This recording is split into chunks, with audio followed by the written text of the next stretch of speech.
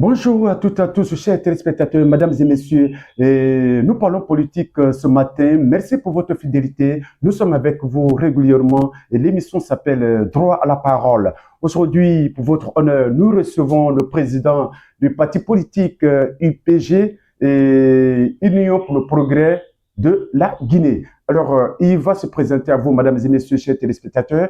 Aujourd'hui, des questions essentielles, nous allons aborder dans cette émission. D'abord, en première position, je rappelle que le président de l'UPG, il est un des fils politiques de M. Jean-Marie Doré. Et on va aborder également le sujet de la visite de la délégation est composé de certains cadres de la Guinée forestière qui s'est rendu à Nzérékoré pour rencontrer le patriarche de cette capitale régionale et celui-là qui a reçu cette délégation. Dans cette délégation, nous avons vu le porte-parole et il s'agit de M. Vamounia Kamara qui a officiellement annoncé la candidature du général de corps Mamadi Doumbouya, le président de la transition en République de Guinée. Alors, deuxième sujet, nous allons également aborder la visite du religieux, le premier imam de la mosquée Faisal, la République de Guinée, qui s'est rendu à Nzérékoré pour rencontrer le patriarche. Et l'objectif, selon nos reporters, c'était de faire la prière pour la République de Guinée. Merci d'accepter notre invitation et de répondre à nos questions. Alors, non, merci à vous aussi. Merci. On va d'abord, le premier sujet, le 20 septembre de cette année, il y a une délégation qui s'est rendue à Nzérékoré et cette région dont vous êtes d'ailleurs originaire, vous êtes un fils de cette région et cette délégation, le porte-parole a déclaré officiellement chez le patriarche Zoubelamou pour dire que nous, notre candidat est le général de corps Mamadi Doumbouya. Et vous, en tant que président des partis politiques, quelle analyse faites-vous? Bon, je me présente d'abord, je suis Jacques Bonimi, professeur de lettres, ancien commissaire de la CENI et président de l'UPG, Union pour le progrès de la Guinée. Effectivement, nous avons appris qu'une délégation est allée à Nzérékoré pour poser la candidature, ou pour parler de la candidature du président Mamadi Doumbouya. Et cette délégation était conduite par Vamouya.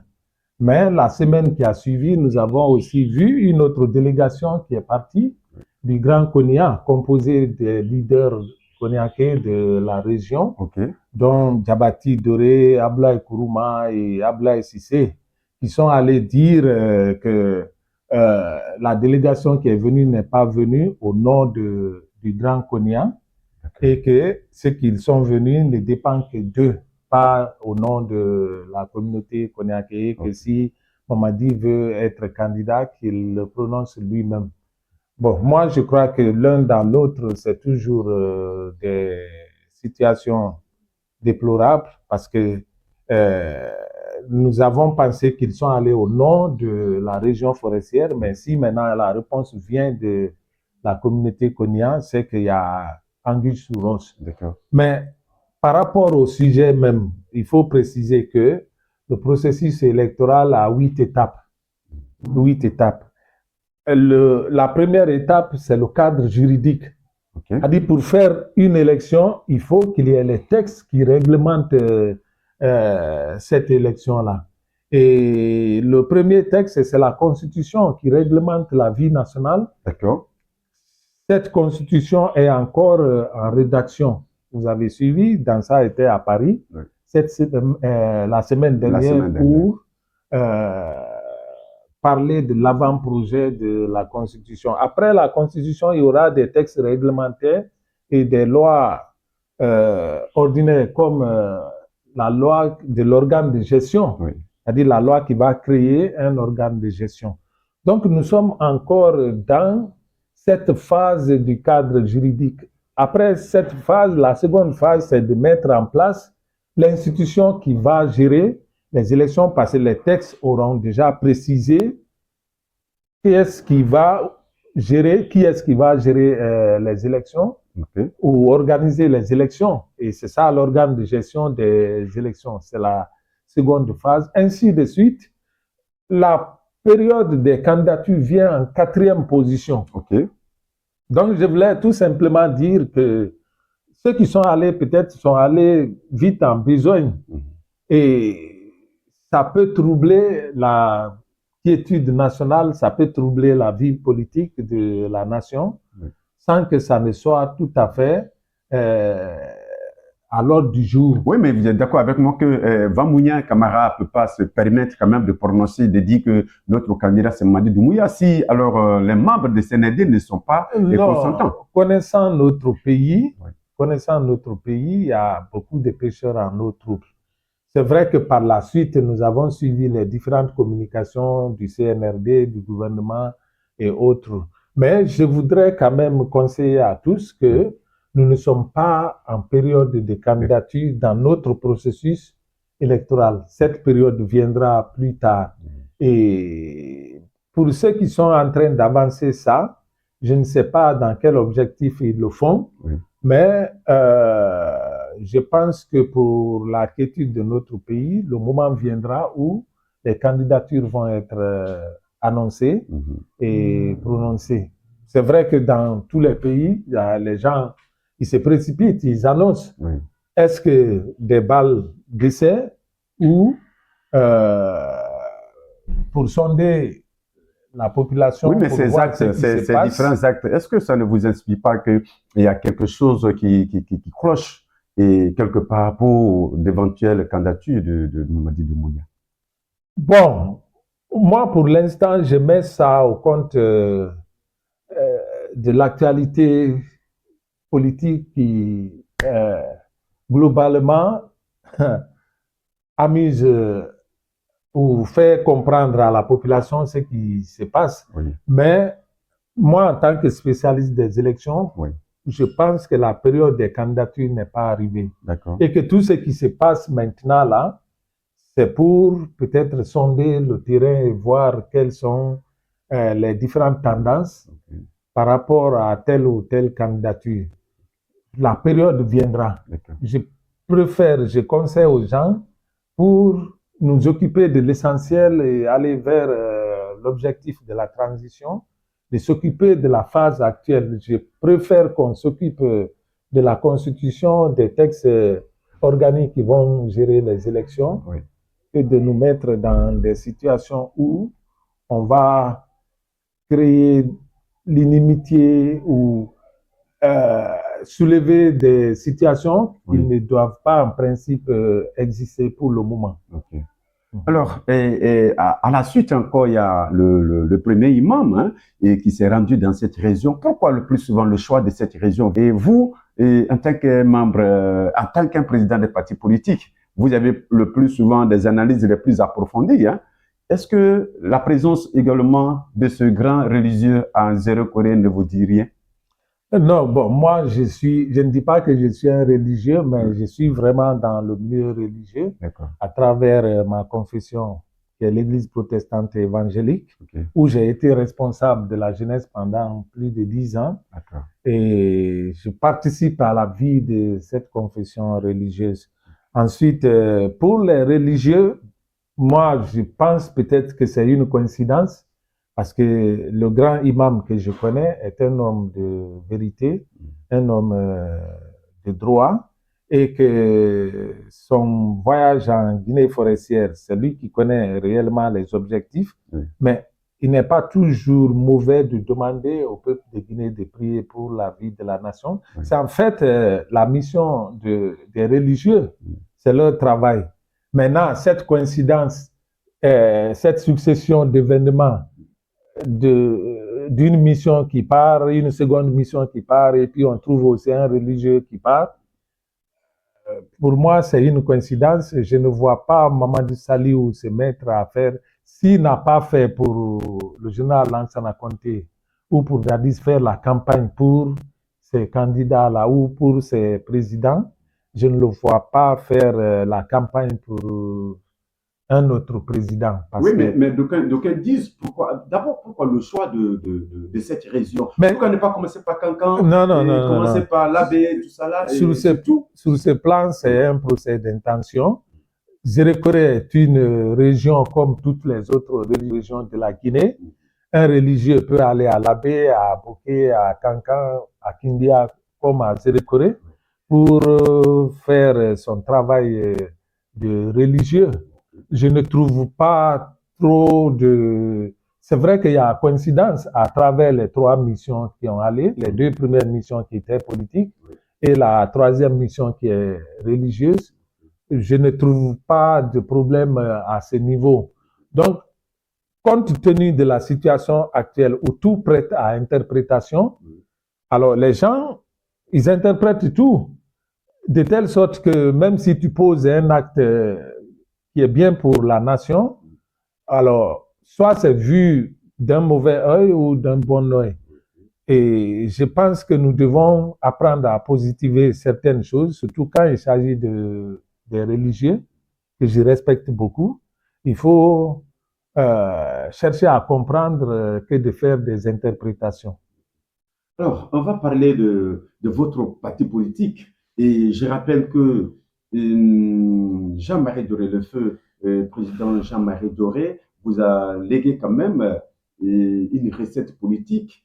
Si vous voulez, vous êtes un héritier. Alors, aujourd'hui, qu'en est-il votre parti politique que Jean-Marie Doré vous a laissé, vous, en tant qu'héritier politique? Oui, merci beaucoup pour cette question. Il y a un monsieur qui m'a dit un jour que ce que vous faites n'honore pas la mémoire de Jean-Marie Doré. Bon, ça c'était sa position, sa compréhension de la situation. Pour qui a connu Jacques Bonimy et Jean-Marie Doré quand j'étais à la CENI, je ne peux rien faire qui parte dans le sens de nuire à sa réputation ou à sa mémoire.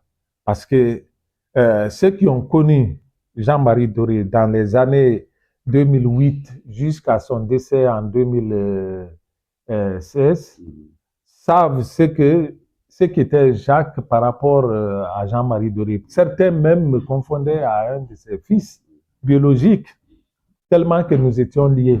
Et nos relations se sont encore renforcées quand je suis allé à la CENI et que mes prestations là-bas allaient dans le sens de sa satisfaction.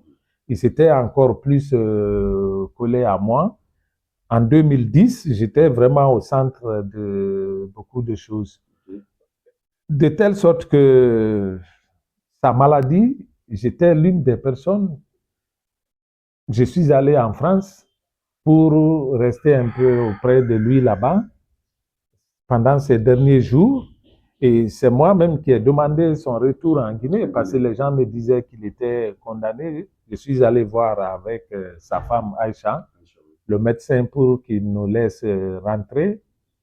Alors, le médecin a dit oui, qu'il faut faire des traitements appropriés pour son déplacement. C'est ce qui fut fait et nous sommes revenus. Et la semaine qui a suivi, il a rendu l'âme. Donc, j'ai eu des échanges avec lui pendant ces derniers jours parce que j'étais l'une des personnes à lui rendre visite pendant qu'il échangeait encore avec les gens. Bon, ce qui arrive à l'UPG est arrivé à presque beaucoup de partis. Vous voyez le PDG aujourd'hui avec tous les problèmes qu'il connaît. Le PIP aussi connaît les mêmes problèmes. Et les leaders charismatiques, quand ils partent, en Guinée généralement, il y a des problèmes de succession. L'UPG a connu des problèmes parce que après Jean-Marie, il fallait trouver un successeur. Moi, j'étais encore à la CENI. C'est ainsi qu'Alfred Matos a été nommé a été élu plutôt président du parti en 2016. Mais ses résultats jusqu'en 2000... Après le décès de Jean-Marie Doré. Pas juste, parce que l'intérimaire a été assuré par Henri Kogomou, M. Henri Kogomou, qui était à l'intérim quand Jean-Marie partait en France. Et le congrès qui a suivi après, un congrès extraordinaire, a élu Maître Alfred. Et ces résultats ont fait que les gens ont demandé à ce qu'il y ait un autre congrès pour le remplacer. Moi, j'étais encore à la CENI. Le congrès a été reporté 2 fois. C'est la 3e fois qui a eu lieu en mars 2019. Je n'étais plus à la CENI parce qu'en janvier 2019, j'avais quitté la CENI. Et ce congrès qui s'est tenu les 2 et 3 mars a été plus ou moins saboté par Maître Alfred parce qu'il voyait que ma venue pouvait l'empêcher d'être président. De telle sorte qu'à la veille du congrès pour lequel il a voulu demander au BPN un report qui n'a pas été accepté et aller en France, il n'a même pas suivi le congrès. Bon. Juste après le congrès, il a dit que le quorum n'était pas atteint et que ça n'a pas respecté les textes de loi et autres. Mais moi, les textes de loi de l'UPG, comme les textes de loi de la CENI, les textes de la CENI, je les maîtrise encore mieux. Tout a été suivi, c'est ce qui a fait que le ministère de l'Administration a reconnu le congrès.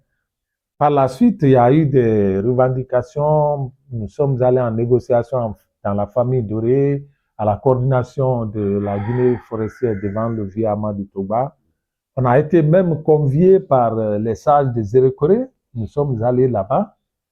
Mais toutes les négociations n'ont pas porté parce qu'il y a un groupe qui le pousse. Finalement, on s'est retrouvé à la justice. C'est vrai que la première instance a déclaré un non-lieu pour lui à travers le doyen des juges, c'est que même le procureur de Dixine n'a pas accepté et mon avocat n'a pas accepté. Ils ont tous fait appel. Le procureur a fait appel de la décision de non-lieu et mon avocat a fait appel. Donc le dossier est actuellement à la cour d'appel où il est en instruction et nous verrons. Donc c'est une situation déplorable. Ceux qui ne savent pas disent que on est en train de ternir l'image de Jean-Marie Doré, mais les situations politiques sont différentes des situations sociales, familiales.